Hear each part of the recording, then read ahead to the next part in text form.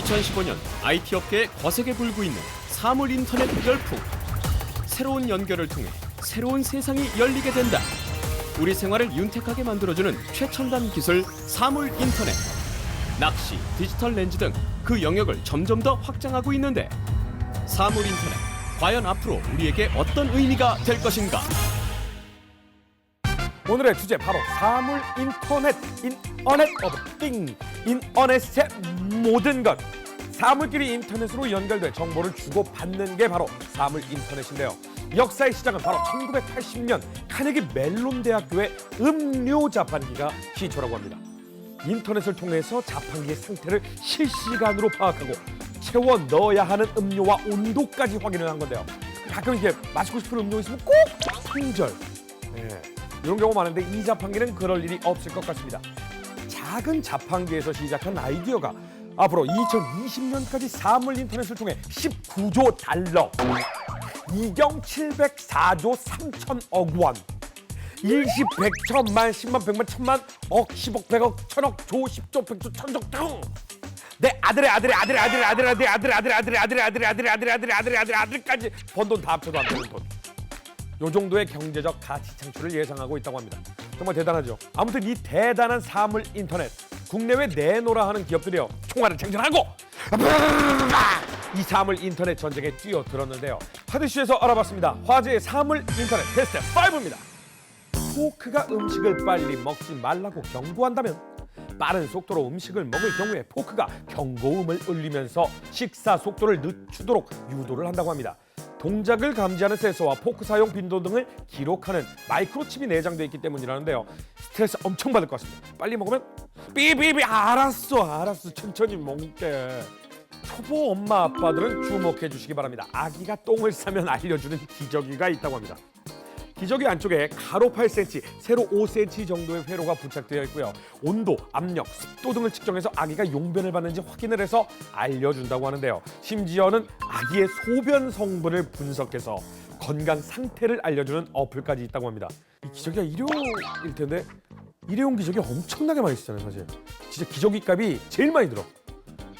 조금은 예. 아까 그 경단위, 뭐 만수루, 억수루 뭐 이런 분들이 써야 되지 않을까 하는 생각이 듭니다. 3위입니다. 팔등신 미녀들이 타고 있는 롤러스케이트를 보십시오. 힘들이지 않고도 아주 쉽게 이동을 하고 있는데요. 이 롤러스케이트는요, 신발에 가볍게 탈 부착하는 방식으로 손쉽게 이동할 수 있도록 도와준다고 합니다. 최대 시속이 19km. 러시아워 문제가 없을 것 같습니다. 도보로 이동하고 직장이나 학교에 도착을 하면 분리해서 보관하면 되는 거죠. 그런데 이게 왜 사물 인터넷 기기냐고요? 스마트폰 어플과 연동이 돼서 속도 조절이 가능하고요. 보행 거리도 확인해 볼 수 있다고 합니다. 낚시 좋아하는 분들 귀가 쫑긋해질 만한 기기가 있습니다. 도무지 알 수가 없는 물 아래 정보가 있지 않습니까? 이걸 친절하게 정보 알려주는 사물 인터넷이 있는데요.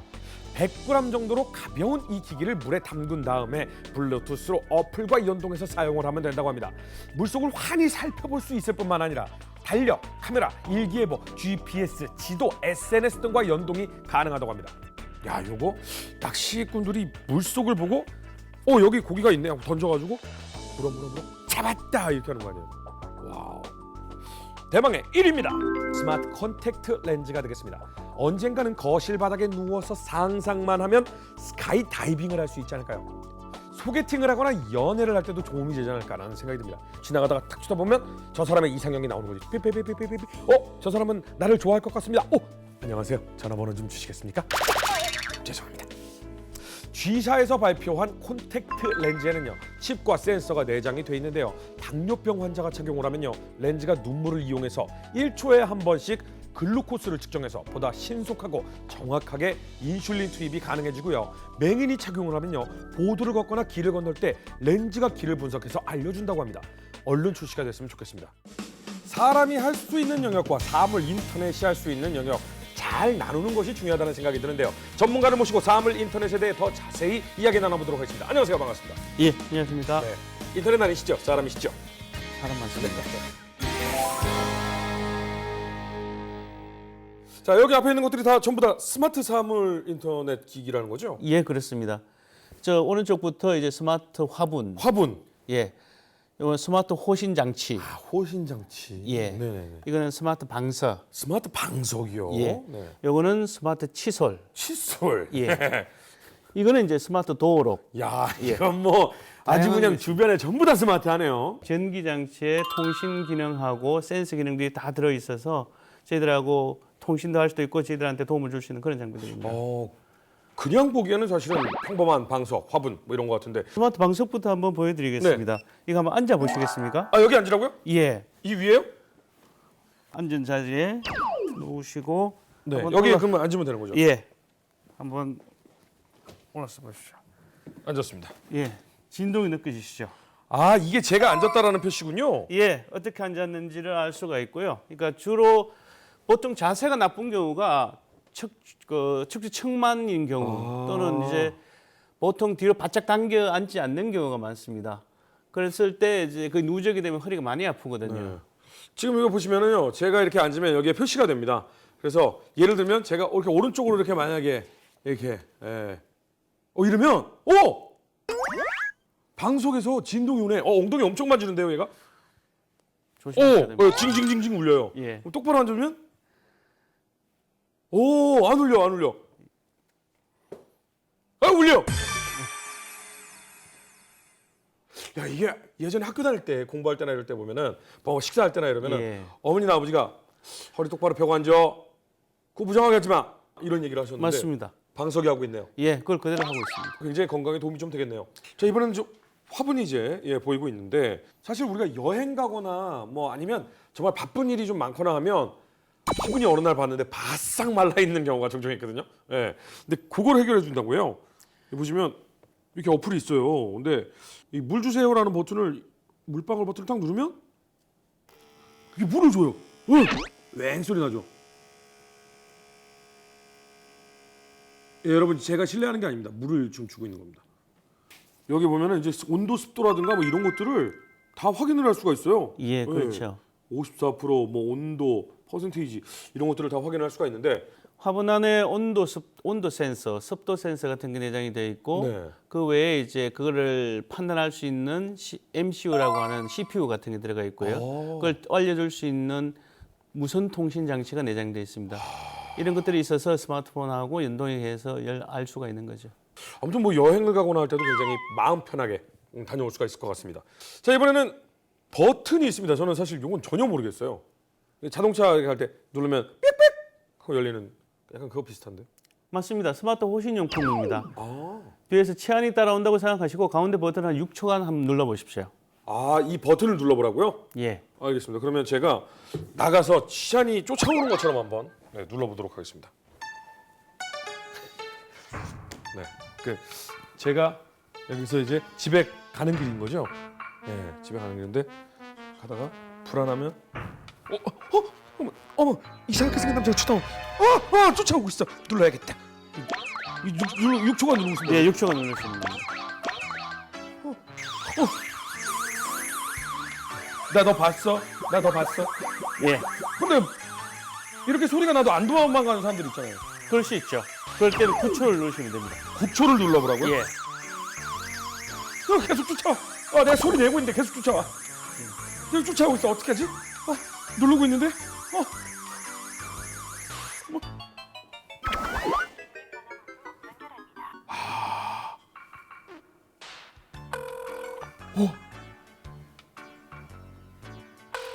전화가 왔어요.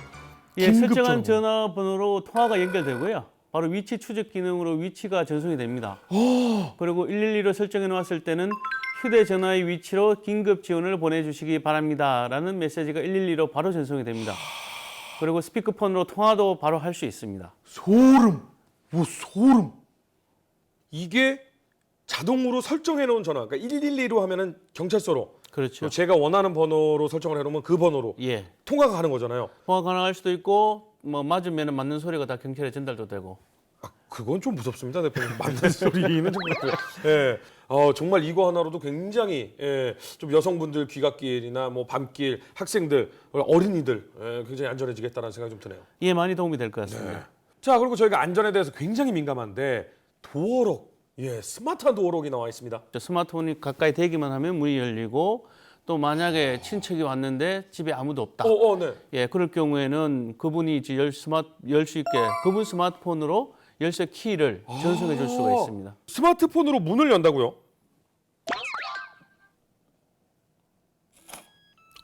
네네. 스마트폰으로 그냥 자연스럽게 문이 열리는 거. 이것까지는 뭐 제가 좀 뭐 그렇게 신기하진 않아요. 이 상태에서 이제 집주인이 그러면 나 없을 때 문 열고 들어가라고 허락을 했을 경우에 키를 보내주겠죠? 자, 도착했습니다. 이 상태에서 키 수신하겠습니까? 확인. 됐습니다. 일회용 모바일 키. 이건 또 여러 번이 안 되네. 그치, 아무리 친척이라도 우리 집에 왔다가 굉장히 좋은 물건 보고 혹할 수도 있으니까. 뭐 일회용 모바일 키입니다. 일회용 모바일 키 써 있습니다. 자, 되겠습니다.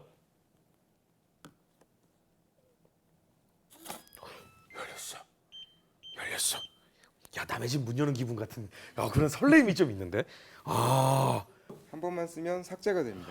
한 번만 열 수 있구나. 열어놓고서 신기하다고 이러고 다 잠기면 또 보내달라고 해야 돼. 그러니까 바로 여시고 문 열고 들어가시면 되겠습니다. 감사합니다.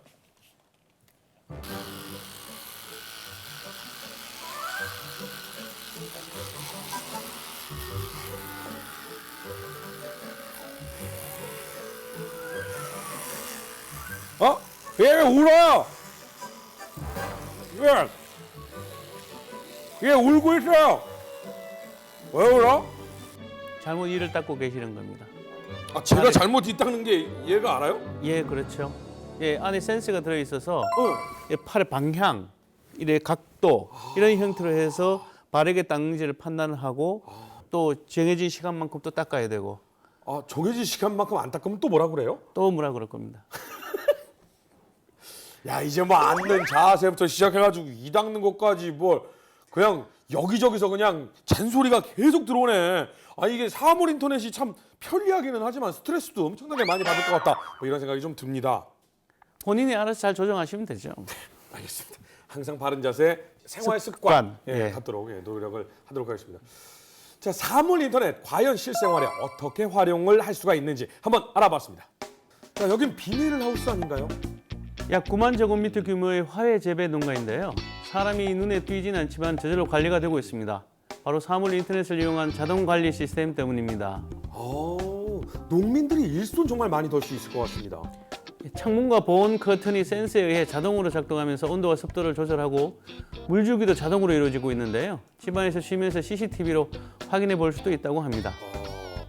스마트폰으로도 확인이 가능한가요? 네, 그렇습니다. 갑작스러운 정전이나 외부인 침입 등 비상 상황 시에 요긴하게 쓰인다고 합니다. 그렇군요. 그럼 당연히 이제 소득에도 영향이 좀 있겠죠? 예. 이 같은 스마트 농법을 적용한 경우 비용은 최대한 50%까지 줄고 소득은 30%까지 증가된다고 합니다. 이곳은 양식장 같은데요. 예, 장의 양식장입니다. 소음과 수질이 민감해 유난히 손이 많이 가는 노정인데요.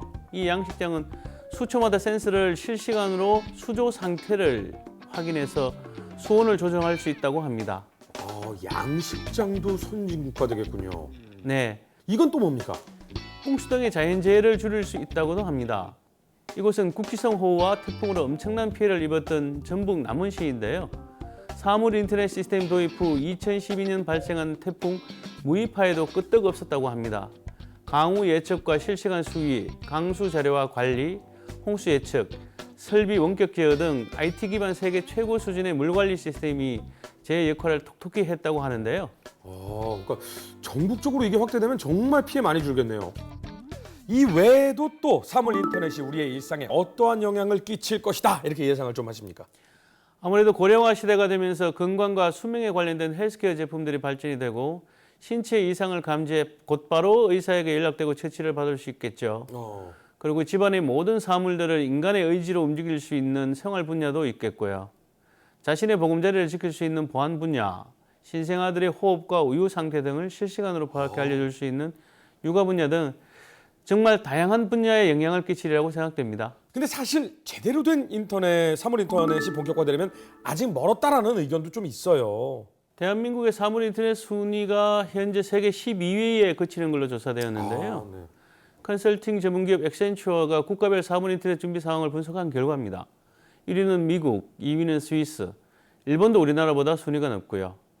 네트워크 수준이 높은 대한민국이 12위에 머물렀다는 것은 어떻게 보면 조금 부끄러운 일이 아닐까. 앞으로 정책이나 연구개발 분야, 테크놀로지 업체들이 분발해야 될 것으로 보고 있습니다. 그렇군요. 세계에서 뭐 인터넷 하면 대한민국인데 사물 인터넷에서 12위다. 이거 좀 그렇네요. 앞으로 그러면 사물 인터넷 우리 생활에 더욱더 유용하게 쓰일 수 있도록 좀 많은 노력 좀 이제 많이 좀 부탁드리겠습니다. 오늘 말씀 감사합니다. 예, 감사합니다. 오늘 사물 인터넷에 대해 알아봤는데요. 제 생각에는 우리가 평소에 쉽게 하던 것들을 사물 인터넷에게 맡기는 것보다는 뭐 양말 개수 파악하고 달걀 몇 개 남았나 파악하고 전부 다 기계가 하면 우리가 할 수 있는 건 뭡니까? 어디에서 일을 해야 됩니까?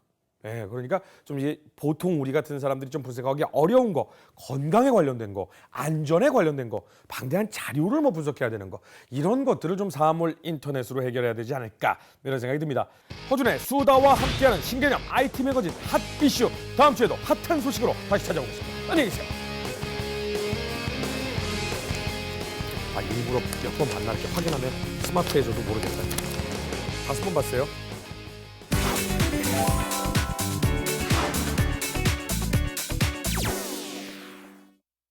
안녕하세요. 생활 속 숨겨진 과학을 찾아 파헤치는 YTN 사이언스 통의 고유경입니다.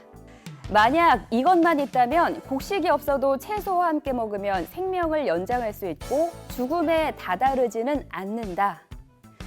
17세기 이전에 조선왕조실록에 나온 글귀인데요. 이 속에 오늘의 주제가 들어있습니다. 그만큼 우리 생활에 없어서는 안 될 꼭 필요한 것인데요. 어떤 것인지 함께 알아보겠습니다. 서울 대학로의 한 카페. 겉보기엔 평범한 카페. 들어서니 사방이 온통 하얀 나라. 자세히 보니 새하얀 가루가 눈에 띕니다. 도대체 이 하얀 물질의 정체는 무엇인지 손님들을 따라가 봤는데요. 갑자기 벽을 맛보는 손님. 진짜 짜요. 벽이 짜다고요? 무슨 말인가요? 이거 어떻게 붙였을까요, 소금을? 벽이 소금으로 만들어졌다고요? 소금동물 같은 경우는 치료라던가 치유의 그런 효능들이 있어서 그중에서 테라피라던가 이런 요양 이런 목적으로 굉장히 각광받고 있거든요. 하얀 인테리어의 비밀은 바로 소금. 이게 다 소금이래요. 천지가 온통 소금. 카페에서 소금을 호흡한 기분은 과연 어떨까요? 소금으로 둘러싸인 이런 방은 솔직히 경험하기 좀 힘든 공간이잖아요. 근데 되게 이색적이기도 하고 하얗고 그래서 그런지 안정감도 들고 힐링이 정말 되는 것 같아요. 먹는 것으로도 모자라 이제는 카페의 아이템으로도 주목받는 소금. 오늘의 주제는 바로 자연이 선물한 소금입니다.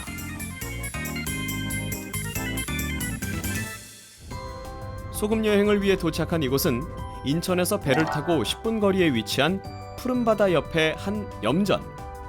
조용하기만 한 드넓은 평야에 곳곳에서 소금을 모으는 소리가 정막을 깨는데요. 매우 분주한 모습입니다. 안녕하세요 선생님. 예, 안녕하세요. 오시느라 고생들 많았구만. 지금 뭐 어떤 작업 중이신 거예요? 이게 지금 오늘 날이 좋아가지고 채취하는 과정, 이게 소금 걷는 모이는 과정, 이게 하루에 한 번씩 이렇게 하는 거예요. 이게 염전에 고루 퍼져 있는 소금을 무려 5kg의 대파로 한데 모아야 하는데요. 물을 잔뜩 모은 소금의 무게는 상상을 초월합니다. 누구든지 다 힘들어. 심한 일이 있어. 젊은 사람들은 못한다고. 그럼 염전에서 소금은 어떻게 만들어질까요? 먼저 깨끗한 바닷물을 모아 염전에 가둔 다음 태양을 통해 소금을 먹은 물을 증발시키고요. 햇볕에 물이 증발되면 하얀 입자가 드러나기 시작하는데요. 이 입자가 바로 자연과 정성의 완성작품, 소금인 것입니다. 이 정도면은 소금이 지금 제일 좋다고 볼 수 있는 거예요. 이 정도면 소금이 제일 좋다고 볼 수 있는 거예요. 어떤 날이 좀 소금이 잘 이렇게 지금 바람쐬 참 좋지. 이렇게 바람쐬 이런 날, 햇빛 이렇게 오는 날, 아주 바람도 적당하고 오늘 아주 1년 중에 이런 날은 몇 번 없어. 염전 한 칸에서 얻는 소금은 약 100kg. 웬만한 사람보다도 무거운 소금을 높이 쌓은 다음 창고로 운반하면 바짝 건조해진 선명한 소금이 됩니다. 빠지는데 지금 이제 벌써 마늘물은 다 빠지고 계속 이렇게 빠지는 거예요. 이게 이름이 간수예요. 간수. 간수가 나오는 거예요. 그러니까 저 물이 없어. 물이 빠져 맑고 투명해진 소금. 이 소금 속에 특별한 성분이 숨어 있는데요. 그 비밀은 과연 무엇일까요? 해답을 찾으러 간 곳은 과천의 한 과학관. 소금의 특성을 실험하기 위해 준비물이 세팅돼 있고요. 이곳으로 도대체 어떤 현상이 펼쳐질까요? 소금물은 전기가 통하는데요. 그 소금을 이제 물에 녹여서 건전지하고 그 꼬마 전구를 이용해서 소금물이 전기가 통한다는 것을 확인할 수가 있습니다. 소금을 이용해 꼬마 전구에 불을 켤 수 있다는데요. 이를 위해선 소금을 물에 녹여 소금물을 만든 다음 전도체 작용을 하는 연필심을 전구의 전선에 연결해야 합니다.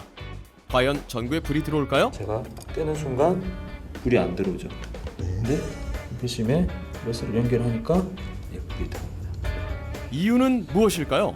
소금을 이제 물에 녹이게 되면 그 소금이 NaCl인데 Na 플러스 이온과 Cl 마이너스 이온으로 이제 나눠져서 그 이온화가 되게 됩니다. 전극의 플러스 쪽에는 Cl 마이너스 이온이 이제 가게 되고 전극의 마이너스 쪽에는 Na 플러스 이온이 가서 그 이온들이 이제 전류를 통해주는 역할을 하기 때문에 LED에 이제 불이 들어오게 되겠습니다.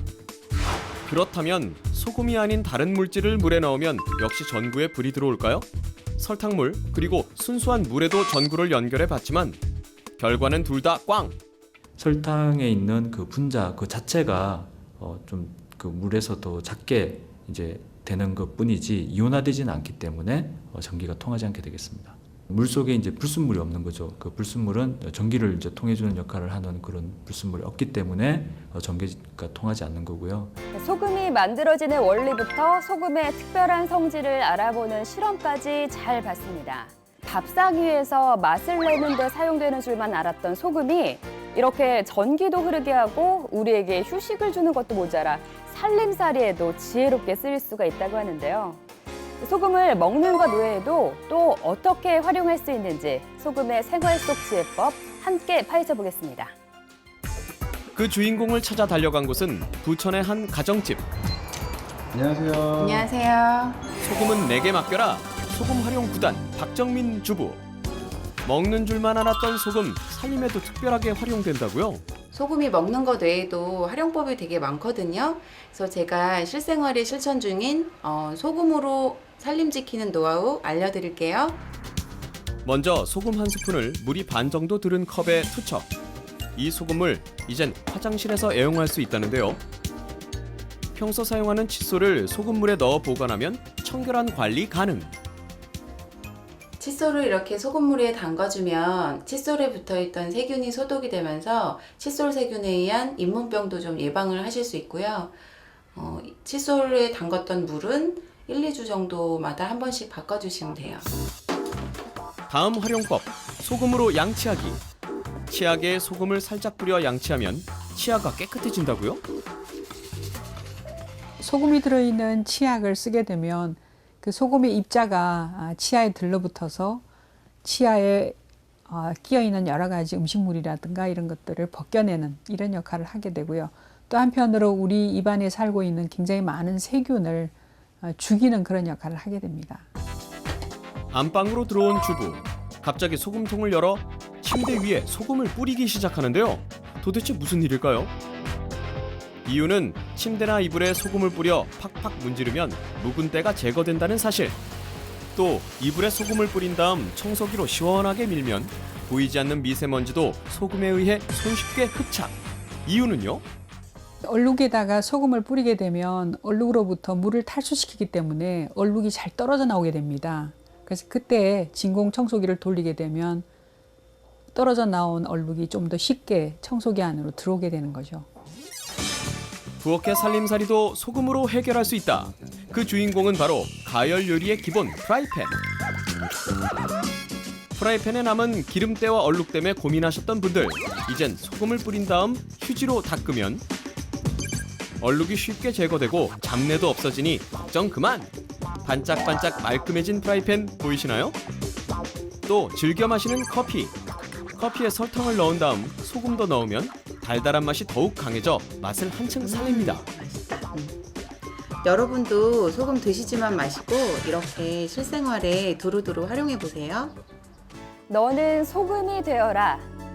종종 어른들께서 후손이나 후배들에게 했던 명언 중에 하나입니다.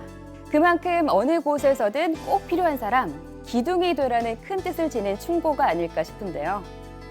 이처럼 소금은 소중하고 고귀한 것을 상징적으로 표현할 때 쓰는 단어인 만큼 우리 생활에서 중요한 자리를 차지하고 있습니다.